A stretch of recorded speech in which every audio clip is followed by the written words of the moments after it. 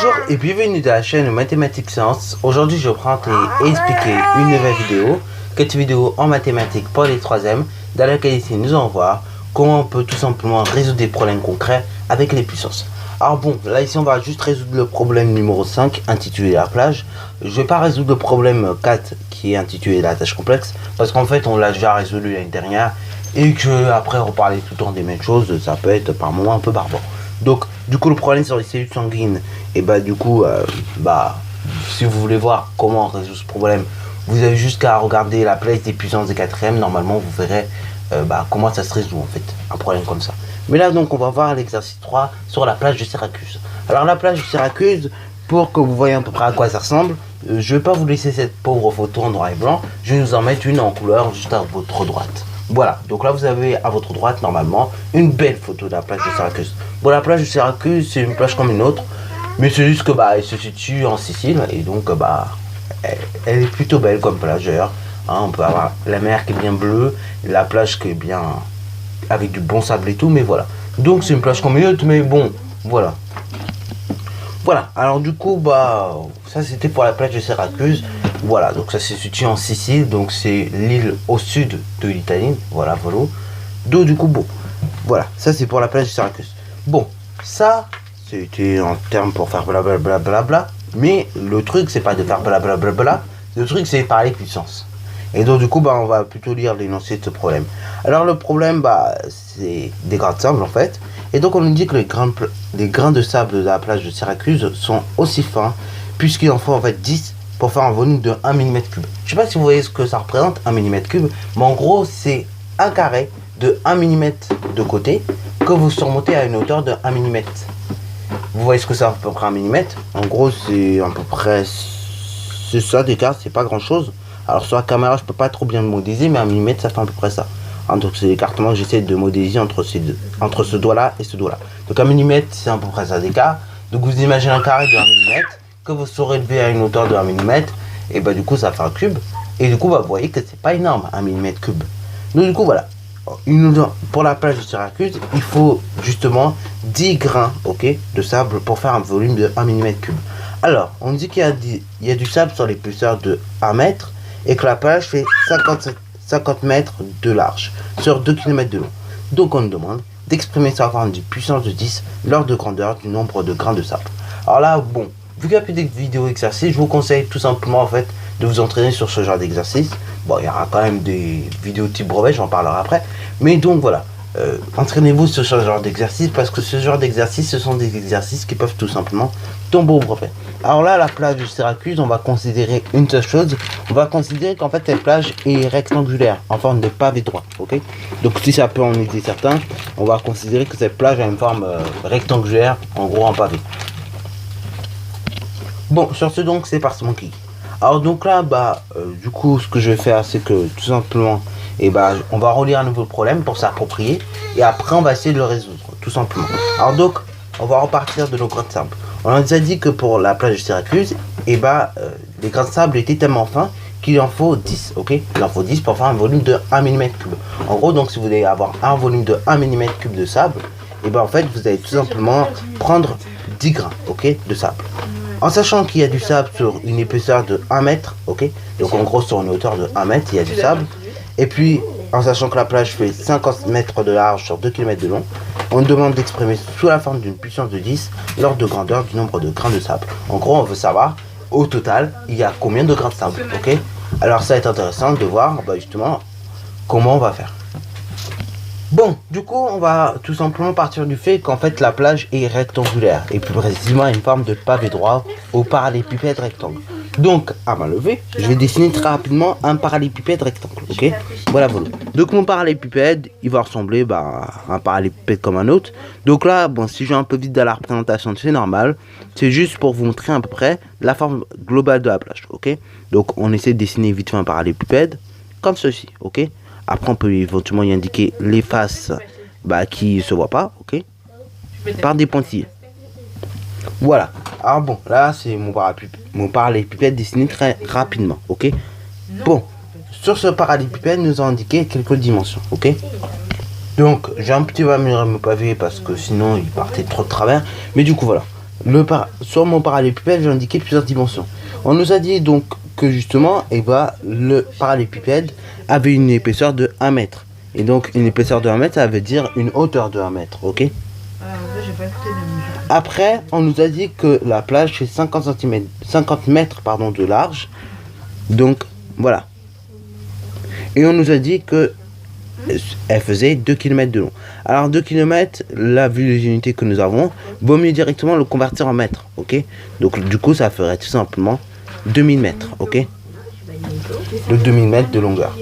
Maintenant que nous aurons fait ça, ce qui sera intéressant, parce que c'est vrai, c'est bien beau faire un cube, enfin un parallélépipède dans le cas là, c'est bien beau faire un parallélépipède, de dire que la plage fait 1 mètre de hauteur, 50 mètres de large et 2 km de long, mais ça sert à quoi concrètement? En fait, ça nous sert à calculer le volume de la plage. Mais pourquoi va-t-on calculer le volume de la plage? Parce que tout simplement, en fait, après avoir calculé le volume de la plage, de là, on pourra en déduire tout simplement le nombre de grains de sable, puisque nous avons dit d'ailleurs tout à l'heure que 10 grains de sable correspondaient à un volume de 1 mm3. Donc du coup, il suffit juste de connaître le volume de ça pour ensuite avoir tout simplement le nombre de grains de sable, ok? Donc pour avoir ce nombre de grains de sable, on multipliera justement le volume de ce parallélépipède par 10, ok? Ou par 10 exposant 1 comme vous voulez. Alors là, premièrement, on va calculer le volume. Alors, pour calculer le volume d'un parallélépipède, je vous le rappelle juste en bas, à gauche, il faut tout simplement appliquer la formule suivante. C'est-à-dire, on va multiplier la longueur par la largeur, par la hauteur. Donc, longueur grand L, largeur petit l, et hauteur h, ok? Donc, on rappelle la formule. Donc, du coup, ce que je vais faire, je vais écrire en noir, comme ça, on va pouvoir mettre différentes couleurs. Donc, V est égal grand L fois petit l fois hauteur.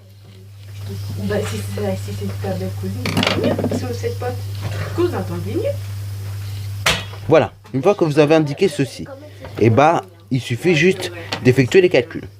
Donc on va indiquer que volume est égal longueur, donc 2000. Alors, pourquoi j'indique 2000? Parce que tout à l'heure, nous avons fait la conversion de 2 km en mètres. Et donc 2 km, ça fait 2000 mètres. Donc du coup, je reprends mes 2000 mètres. Parce que dans mon calcul, je dois avoir à chaque fois la même unité. Ok? Donc, nous allons multiplier 2000 par la largeur, qui est égale à 50. Fois la hauteur, qui est égale à 1. Une fois que c'est fait, après, nous allons tout simplement indiquer le résultat de ceci. Alors 2000 fois 50, si vous avez du mal à faire, vous faites 2000 fois 5, 10 000, fois 5, après vous rajoutez un 0, ça fait donc 100 000, ok? Et après fois 1, vous restez à 100 000, ok? Alors vous êtes à 100 000, attention, mètres cubes, ok? Alors 100 000 mètres cubes, c'est la même chose que 10 exposant 5 mètres cubes. Alors ça peut être intéressant là, ici, d'indiquer le résultat directement en mètres cubes, parce que après, là l'exercice n'est pas fini, mais après par la suite ça sera intéressant de faire les conversions tout de suite, ok? Alors du coup ça c'est intéressant du coup d'avoir un résultat sous des formes, ok? Mais ça c'est en mètres cubes. Voilà, donc une fois que vous avez indiqué votre résultat qui est en mètres cubes, voilà volume, il suffit tout simplement d'effectuer une conversion. Alors soit vous faites la conversion directement en mètres cubes et vous allez voir votre résultat en mètres cubes, ou soit vous faites vos conversions en millimètres cubes. Alors moi ce que je vous propose pour que ça aille plus vite et que ça soit plus simple, en fait vous allez convertir votre résultat là en millimètres cubes, ok? Je m'explique, comme ça vous allez aller plus vite. Alors ce que je vais faire, je vais vous faire un tableau de conversion assez rapidement, mais quand même simplement, ok?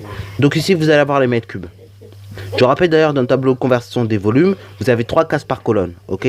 Donc là vous avez mètres cubes, vous avez décimètres cubes, vous avez centimètres cubes et vous avez millimètres cubes. Alors là, pour effectuer la conversion, vous allez voir, c'est très rapide. Vous allez voir que il y a une méthode qui peut être aussi plus simple éventuellement pour faire la conversion ici. Ok? Je rappelle d'ailleurs aussi, quand vous mettez votre chiffre des unités, vous le mettez toujours dans la dernière case de l'unité. Ok? Donc par exemple, si vous voulez indiquer à 1 mètre cube, vous allez indiquer dans la dernière case du mètre cube. Voilà, ensuite une fois que vous avez indiqué ça, donc là par exemple de 1 du 100 000, vous allez par exemple, là par exemple là, du 100 000, on n'indiquera pas là, ok? Puisque j'avais dit que dans la case on indique l'unité, ok? Donc là en l'occurrence, vu que c'est 100 000, on ne pourra pas indiquer le 1 ici. Donc là, j'indiquerai mon dernier 0, hein, qui correspond au chiffre des unités. Après, je complète avec mes autres chiffres, ok. Voilà, donc là, on a 100 000. 100 000 mètres cubes. Après, bah, on va encore tout simplement rajouter des zéros, ok. Donc on rajoute 3 zéros pour arriver au décimètre cube, à nouveau 3 zéros pour arriver au centimètre cube, et 3 zéros pour arriver au millimètre cube. Et là, bah, vous voyez qu'on se retrouve avec 9 zéros en plus, ok. Donc 9 zéros en plus, bah, ça correspond à 10 exposant 9, ok. Alors, là, du coup, on se retrouve avec un 1 suivi de 9 zéros, un 1 suivi, non pas de 9 zéros seulement, mais un suivi de 14 zéros. Ce qui fait donc, si je convertis ça en puissance de 10, ce qui fait donc 10 exposant 14, ok. Voilà. Alors ça, c'est bien quand on veut faire la conversion, ok. Donc, du coup, je peux l'indiquer éventuellement. Volume est égal à 1 suivi de 14 zéros, ok. Donc, du coup, ça fait ceci, ok. Elle est malade en plus. Donc, vous comptez bien. Là, vous avez 6 zéros. Là, vous en avez donc 9. Et là, vous en avez 11. Donc là, on rajoute ici, on oublie. Et après, donc, on indique le résultat en quelle unité il est. Ça, c'est très important par contre. Donc là, on est en millimètres cubes. Donc là, en l'occurrence, vu que vous avez 14 zéros, là, on n'est plus dans l'ordre du milliard, on est dans l'ordre du million du milliard. Ok. Voilà, voilà. Donc là, vous avez en l'occurrence 100 millions de milliards. Ok. Voilà. Donc d'ailleurs, 100 millions de milliards, ça correspond à 10 exposant 14 millimètres cubes. Alors là, on aurait pu s'y prendre autrement. On aurait pu dire tout simplement, pour passer du mètre cube au décimètre cube, il faut multiplier par 1000. Donc 10 exposant 3. Pour passer du décimètre cube au centimètre cube, c'est à nouveau 10 exposant 3 qu'il faut multiplier. Donc en tout, ça fait 10 exposant 6. Et après, pour passer du centimètre cube au millimètre cube, c'est 10 exposant 3 qu'il faut multiplier. Donc en tout, on aurait trouvé qu'il faudra multiplier par 10 exposant 9. Ok. Donc je vais vous l'indiquer également qu'on aurait pu se faire autrement. Ou bien on aurait pu indiquer aussi que 10 exposant 5 mètres cubes multiplié par 10 exposant 9, ça fait donc 10 exposant 14 millimètres cubes. Vous êtes d'accord avec moi? Bon alors là, 10 exposant 14 millimètres cubes, pourquoi j'ai converti ça en millimètres cubes? Parce qu'en fait, dans l'énoncé, on nous dit qu'il nous faut justement 10 grains de sable pour former un volume de 1 millimètre cube. Ok. Donc là, c'est très simple. Vu qu'on a 10 grains de sable dans 1 mm3, et on va chercher le nombre de grains de sable qu'on aura dans 10 exposant 14 mm3. Et donc du coup, ce nombre de grains de sable, on va le multiplier par 10, ok. Voilà, donc on va chercher le nombre de grains de sable.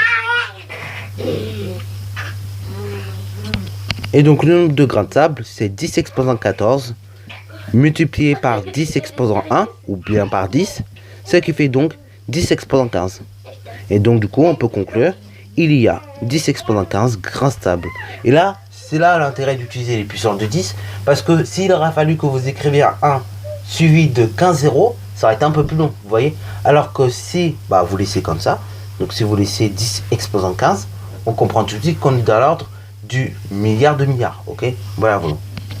Donc voilà, voilà l'intérêt des puissances de 10. Donc on va indiquer qu'il y a 10 exposant 15 grains de sable.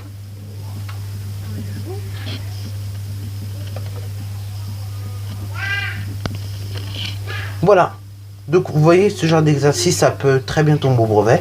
Donc pour ça qu'on s'entraînera dans une vidéo type qui sortira très prochainement. Donc voilà, voilà, sur ce, la vidéo est terminée. Donc vous voyez le truc aussi quand vous résolvez un problème. Par exemple, c'est bien aussi d'être organisé. Donc d'abord, éventuellement, ce que vous pouvez faire, c'est vous indiquer les étapes. Donc là, on n'a pas forcément fait ça, mais on peut indiquer très bien ici quand on calcule le volume, ok. Donc là, on va tout simplement indiquer maintenant. Mais là, ça peut être intéressant aussi d'indiquer les étapes, ok. Après, bon, il y en a qui souligneront, il y en a qui ne souligneront pas. Mais c'est bien aussi, quand vous résolvez un problème, de montrer au correcteur que vous comprenez bien ce que vous faites, ok. Voilà, bon, moi je vous explique tout simplement. Mais par moment, c'est aussi bien de le noter, ok. Bon, moi j'explique, par exemple, j'ai tendance à pas tout noter. Mais après, c'est bien de le noter quand même. Comme ça, au moins, vous comprenez ce que vous faites. Et voilà, et tout le monde est clair. Sur ce, la vidéo est terminée. Donc, si tu avais aimé, n'hésite surtout pas à la liker, commenter et bonne reste à toi en mathématiques et en sciences.